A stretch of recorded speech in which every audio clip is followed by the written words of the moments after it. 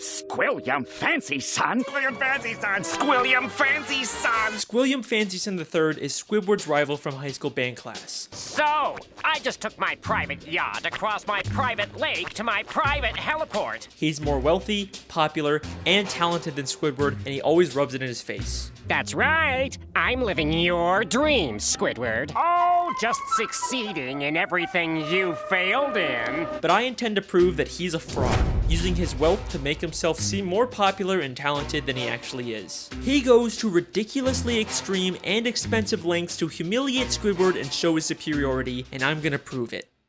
SpongeBob is one of my favorite shows from my childhood. Even going back now and rewatching the old ones, it still holds up. You might think, it's just a kid's show, there's no continuity, there's nothing worth theorizing about, but the show constantly brings back characters and references to previous episodes, and if you look closely, you can connect the dots and find some very interesting stories. And today, I'm going to prove that Squilliam Fancy Son III is a manipulative fraud. Evidence number 1, the pet hospital. We first meet Squilliam in Season 2, Episode 15, Band Geeks. The episode opens with Squidward playing the clarinet and getting a knock on the door.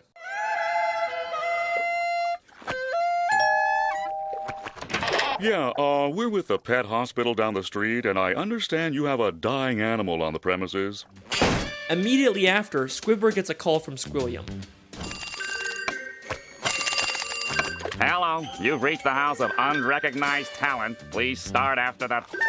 Sounds as though you've got a dying animal to attend to, eh, old chum? I believe that not only was Squilliam spying on Squidward to know when he was playing his clarinet, but he also hired the doctor to come and embarrass Squidward. Yeah, we're with the pet hospital down the street. Pet hospital down the street. We have never seen a pet hospital in Bikini Bottom. We've only ever seen just the regular Bikini Bottom hospital. We've seen this purple doctorfish before, but once again, he's never worked at a pet hospital. We've only ever seen him at the regular general hospital. Well, Mr. Squarepants, it seems you have the suds. Are you ready for your treatment? Then there's this green fish behind him, and we've only ever seen him as one of the many identical paramedics that work at the Bikini Bottom Hospital. We even see him at the end of the episode to take Squilliam away after fainting. So it is very likely that Squilliam hired these two and told them to pretend like they're from a pet hospital just to humiliate Squidward. But this is just the start of Squilliam's elaborate lies. Evidence number 2, the Bubble Bowl. In the same episode, Squilliam also says, I'm the leader of a big fancy band now, and we're supposed to play the Bubble Bowl next week. The problem is, I'm busy next week and can't make it, so I was hoping you and your band could cover for us. But we've never seen Squilliam's band before, and despite claiming he's too busy to make it to the Bubble Bowl, he still shows up at the end to watch Squidward's band. So both his excuse and probably his band were made up to pressure Squidward into humiliating himself at the Bubble Bowl. Evidence number 3, Squilliams Friends. In Season 3, Episode 8, Squilliam returns. Squidward leaves for work and conveniently bumps into Squilliam and all of his fancy friends, despite Squilliam not seeming like the kind of guy that would come near the Krusty Krab. He and his friends make fun of Squidward for working as a cashier. Hold it! Don't tell me! You're a cashier! Don't lie. Lying always makes it worse. But I believe that this encounter was planned out by Squilliam in advance, and he hired all of those people to pretend to be his friends. Take a look at Squilliam's friends. They're all nicely dressed, you kind of get the sense that they're fancy, high-status members of Bikini Bottom, but they aren't. This is more like what the fancy rich people in Bikini Bottom look like. These are just some regular Bikini Bottom citizens. Most of them usually don't even wear nice clothes like this. And most of them are regulars at the Krusty Krab and would already know Squidward as a cashier. My daddy doesn't have enough slime! These are not the type of people Squilliam would hang out with. I mean, why would Squilliam be hanging out with one of Pearl's teenage friends? At the end of the episode, Squilliam even admits to his whole life being fake. I made everything up about my life. I have no yachts, jets, or anything. I was only trying to impress you. And then of course he quickly says he's just kidding. Is that true? Of course not! I'm filthy stinking rich! But was he kidding? I mean, obviously he's rich, but is there a nugget of truth in there? Evidence number 4, the statue. In Season 7, Episode 6, Squidward has to pick up trash for community service, and Squilliam once again conveniently bumps into him and reveals he's cleaned up so much trash that the city actually built a statue of him. Maybe if you clean up Bikini Bottom, they'll build a statue of you. Oh wait! They've already built one. Of me! I cleaned up all of Bikini Bottom in only 1 week. I believe that once again, this encounter was staged by Squilliam, and he actually paid to get that statue built. As Squilliam tells Squidward about the statue, a female fish admires it and says, Bless you, Squilliam Fancyson. Bless you. but if you remember, this is one of those friends Squilliam likely paid, making her whole comment feel very fake. By the end of the episode, Squilliam's statue gets destroyed. A police officer approaches and they have this exchange. This is your statue? It was. Squilliam admits that it's his statue, not the city's, and why else would the officer give him specifically a ticket if it was city property? Evidence number 5, the concert. In Season 6, Episode 17, Squidward watches Squilliam play the clarinet at a big fancy concert. He receives a standing ovation, causing Squidward to leave angrily. But I believe this entire concert is a scam. Not only has the audience been paid to cheer, but Squilliam never even touches his instrument.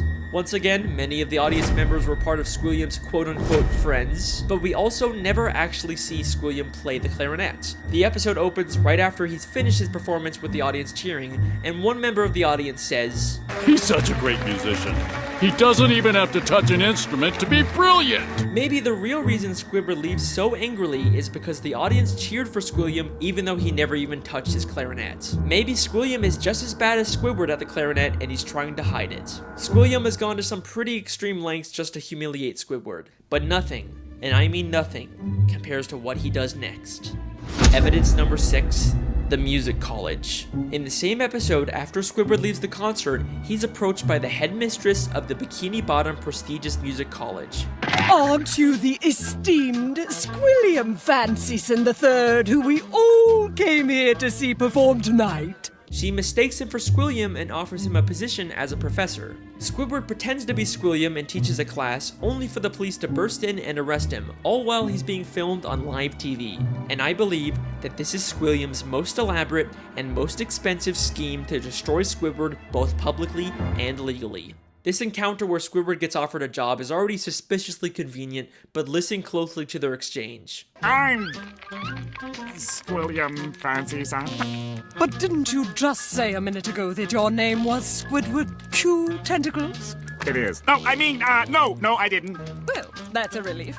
I mean, what kind of a moron would go to their worst enemy's music recital? What kind of moron would go to their own enemy's music recital? How does she know that Squidward and Squilliam are enemies? If she knew who Squidward was, then why didn't she recognize him? Why would she mistake him for Squilliam? This feels way too much like she was hired by Squilliam to set a trap for Squidward. And if that's not enough, the headmistress's associate is literally just a guy from the paid audience wearing a disguise. He just threw on some glasses to seem smart. Squilliam knew that Squidward couldn't resist the opportunity to teach a music class, even if it meant breaking the law. My very own music class. Then we get to the Bikini Bottom prestigious music college, and right off the bat, there's something very fishy about this place. The building itself is very green and grimy and has a very cheap metal look.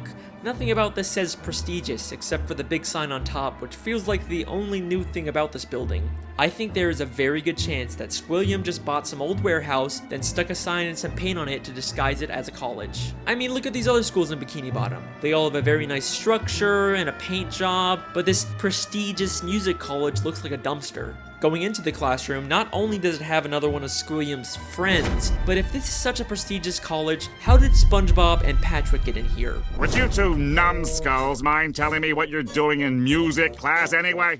Sure. Patrick's New Year's resolution was to learn to play an instrument. They say it was their New Year's resolution to take a music class, but you'd think it'd be harder for them to get into an esteemed music school if they just decided to go to it on a whim. Seems like they're just letting in anyone to sell this ruse. Then, both the police, Squilliam and the headmistress, and a live news broadcast show up at the same time to arrest Squidward for impersonating Squilliam.